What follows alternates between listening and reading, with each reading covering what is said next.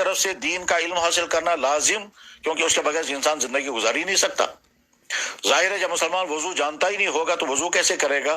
جب مسلمان نماز پڑھنا جانتا نہیں ہوگا تو نماز کیسے ادا کرے گا؟ جب مسلمان مالدار ہو کر کے وہ جانتا ہی نہیں کہ زکوٰۃ کیسے لازم ہوتی ہے تو زکوٰۃ کی ادائیگی کیسے ہوگی؟ جب مسلمان قرآن پڑھا ہوا نہیں ہوگا تو قرآن کی تلاوت کیسے کرے گا؟ جب وہ قرآن کی تلاوت نہیں کر سکتا تو قرآن کو سمجھے گا کیسے؟ اور جب مسلمان کو حلال و حرام جاننا ہوگا اور وہ پڑھا ہوا نہیں ہے، چاہے وہ دوسرے بہت سارے علم پڑھا ہوا ہو، تو حلال و حرام کی تمیز کیسے کرے گا اور حرام سے کیسے بچے گا اور حلال کو کیسے اختیار کرے گا؟ اس کے لیے علم دین حاصل کرنا ضروری ہے۔ مگر دوسری طرف سے جب وہ زندگی کے اس سٹیج پر آ چکا ہے کہ وہ باقاعدہ علم دین حاصل نہیں کر پا رہا ہے تو اس کے لیے کیا حل ہے؟ اس کے لیے ہر زمانے میں حل نکالا گیا ہے۔ آج کے زمانے میں اس کے لیے مختلف شوق رکھنے والے جوان و فکر مند جو حل نکالتے ہیں، وہ اس کا حل میں سے ان حلوں میں سے بہترین حل اس وقت آن لائن دینی تعلیم ہے۔ اس آن لائن دینی تعلیم ہی کا ایک پلیٹ فارم وہ ادارہ ہے جس میں ہم اس وقت گفتگو کر رہے ہیں، یعنی اسلامک ڈیجیٹل انسٹیٹیوٹ۔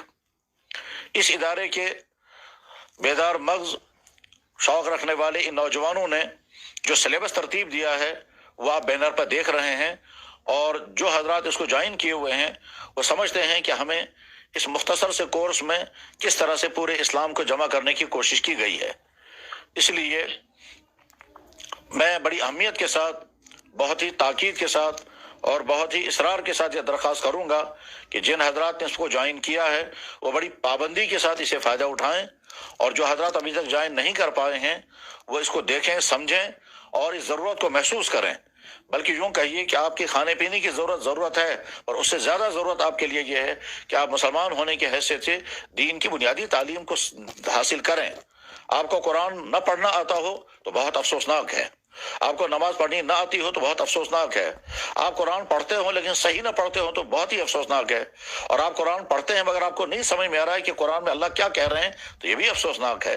غرض یہ کہ ان تمام کمیوں کو دور کرنے کا آپ کے پاس بہترین موقع ہے۔